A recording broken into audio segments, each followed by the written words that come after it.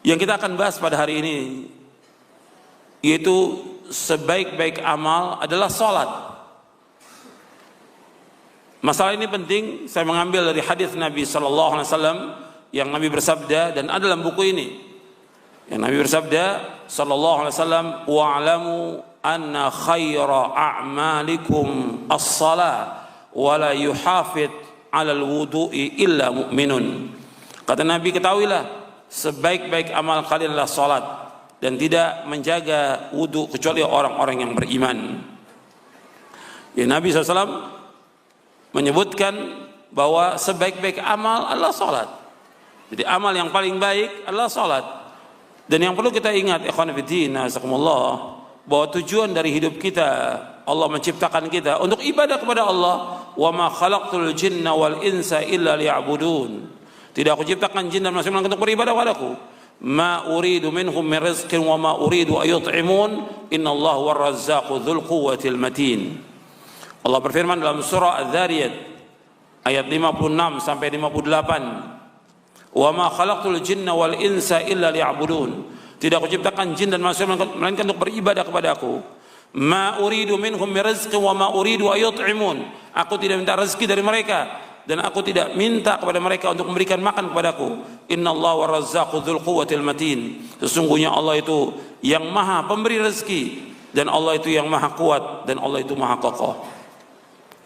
Jadi Allah menciptakan makhluk ini, Allah menciptakan kita untuk beribadah kepada Allah. Di antara ibadah kepada Allah yang pokok, yang pertama adalah tauhid kepada Allah SWT, mengikhlaskan ibadah hanya kepada Allah. Kemudian setelah itu melaksanakan salat, baru yang lainnya.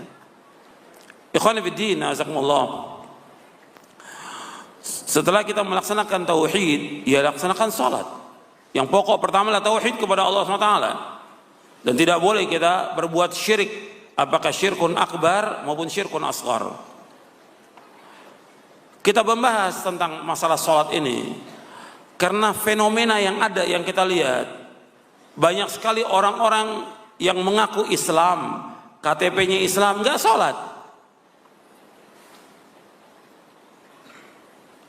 Dan ini banyak. Antum bisa saksikan sendiri di mana-mana. Apakah itu di pabrik-pabrik, di kantor-kantor, di sekolah-sekolah, di kampus-kampus, di pasar, di jalanan, dan tempat yang lainnya. Banyak sekali orang yang nggak sholat. Dan sedikit sekali orang yang menegur. Udah jelas nggak sholat, mesti kan ditegur, diingatkan. Termasuk konsekuensi kita sebagai seorang yang beriman, al-amru bil ma'ruf wan nahyu 'anil munkar, menyuruh yang ma'ruf, mencegah yang munkar. Mestinya kita ingatkan, mesti kita tegur, tapi kenyataan tidak. Ya, orang yang sholat tetap nggak sholat. Dari mulai dia kerja di pabrik itu sampai dia meninggal tetap nggak sholat. Nggak ada yang tegur, nggak ada yang ingatkan. Begitu juga yang di rumah-rumah masih ada sebagian juga yang nggak sholat. Di sekolah, di kampus, nggak ada yang ingatkan. Ini kewajiban kaum muslimin semuanya, kewajiban kita semuanya, dan kewajiban antum semuanya, yang laki maupun yang perempuan, untuk mengingatkan. Nggak boleh dibiarkan. Bagaimana supaya mereka menegakkan sholat yang 5 waktu? Ini wajib yang merupakan fardu ain. Bagi laki-laki nggak bisa ditinggalkan.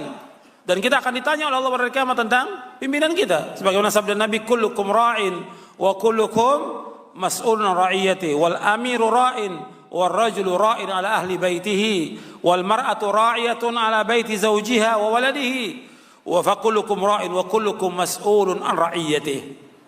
Kata Rasulullah SAW, setiap kamu adalah pemimpin, dan setiap kalian bertanggung jawab atas orang yang dipimpinnya. Seorang amir, seorang raja adalah pemimpin. Seorang suami pemimpin atas keluarganya, dan istrinya pun pemimpin bagi rumah suami dan anaknya. Setiap kalian adalah pemimpin, dan kamu sekalian akan diminta pertanggungjawabannya atas orang yang dipimpinnya. Hadis ini sahih riwayat Bukhari Muslim. Kita akan ditanya oleh Allah tentang istri kita dan anak kita. Ini lurus yang pertama kali. Kemudian kalau kita pimpinan, di rumah kita ada pembantu, kita akan ditanya juga kenapa pembantu itu nggak disuruh pakai jilbab, kenapa pembantu itu nggak disuruh sholat. Kita punya sopir, kenapa nggak suruh kita sholat, akan ditanya oleh Allah, sebab dia di bawah pimpinan kita. Nah kita sebagai atasan di tempat kerja akan ditanya, kalau kita punya anak bawahan, apakah itu 1, 5, 10, 100, suruh mereka untuk sholat. Kita akan ditanya oleh Allah nanti pada hari kiamat. Jadi bawahan kita suruh sholat. Sebab siapa lagi yang menyuruh dia sholat? Nggak ada yang menyuruh kecuali kita. Dan kita diberikan oleh Allah amanah sebagai pimpinan, maka kita laksanakan dengan baik, dengan jujur, amanah, dan laksanakan syarat Islam. Dan bisa, dan itu nggak berat. Menyuruh orang sholat, menyediakan fasilitas sholat, nggak berat. Bagi pimpinan-pimpinan perusahaan, dia harus menyediakan fasilitas buat sholat. Wajib dia menyediakan itu. Bagi pimpinan-pimpinan di perusahaan-perusahaan, dia wajib menyediakan fasilitas buat sholat. Dia harus sediakan masjid atau musola untuk orang sholat 5 waktu. Wajib disediakan. Bagaimana dia mau sholat kalau nggak disediakan? Jadi orang-orang muslim ini nggak boleh diam. Dan dia harus berusaha untuk membuat masjid yang besar untuk bisa menampung orang-orang yang sholat di pabrik itu. Yang kerja 5.000 orang. Yang jelas yang terbanyak muslim atau kafir? Muslim. Ya sediakan yang pantas tempat sholatnya. Masa ukuran sholat yang ukuran 100 orang? Nggak masuk akal. Yang kerja 5.000 orang, masa disediakan fasilitas sholat buat 100 orang? Sediakan untuk 3.000 atau 4.000 orang. Bermanfaat. Karena dia wajib melaksanakan sholat 5 waktu dan juga wajib mengerjakan sholat Jumat. Ini tanggung jawab para pimpinan ini. Tanggung jawab di hadapan Allah pada hari kiamat. Dia pimpinan nggak boleh diam, dia harus suruh dan aktif. Pimpinan-pimpinan muslim kenapa diam? Kok nggak ngajak bawahannya untuk sholat? Dia mikirkan buat dirinya saja. Dia harus pikirkan semuanya, karyawannya. Kalau nggak punya sarung, belikan sarung.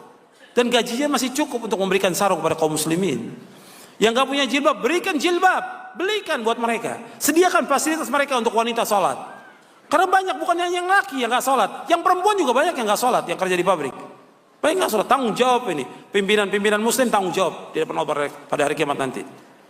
Akan ditanya oleh Allah, kenapa dibiarkan orang-orang nggak sholat? Mereka nggak paham. Kita yang paham memberikan penjelasan kepada dia tentang wajibnya sholat. Berikan buku, nih, jelaskan kepada dia. Ini baca, kemudian kamu sholat. Bukan hanya diberikan buku, diberikan juga penjelasan kepada dia. Bahwa setiap muslim wajib sholat. Dan seterusnya seperti itu. Kalau dia sebagai wali kota, bupati, lurah, menteri, wajib dia menyuruh semua jajarannya untuk sholat. Kalau enggak, berat untuk dia pada hari kiamat nanti. Dia harus laksanakan sholat yang 5 waktu dan juga sholat Jumat.